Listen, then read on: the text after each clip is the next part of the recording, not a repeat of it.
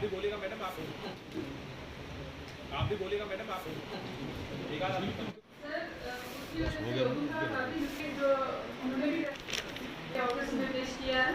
उसका भी मैं रिक्वेस्ट प्रोवाइड किए थे, वो भी आपने काम स्टार्ट हो रही है कि वो हम आज तो ये मीटिंग है, ये जो जेके यूटी में पॉलिटिकल प्रोसेस को, पीआरएस को मजबूत करने के लिए और गवर्नेंस को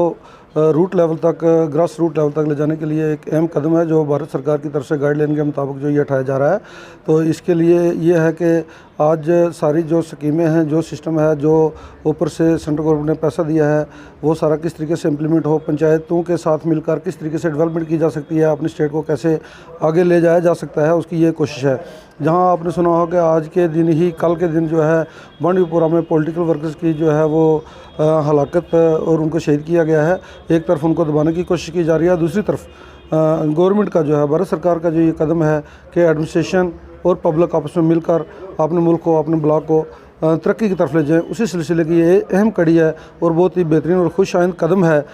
जो कि आज हम यहाँ डिस्ट्रिक्ट अफसर के साथ मीटिंग में डीसी साहब के साथ जो है ये बैठे हैं, मेरे सारे सरपंच बैठे हैं और ये प्रोग्राम बनाया जा रहा है कि किस तरीके से हम गरीब आवाम की इनकम जनरेटिंग स्कीम जो है उनको किस तरीके से हम आगे ले जा सकते हैं।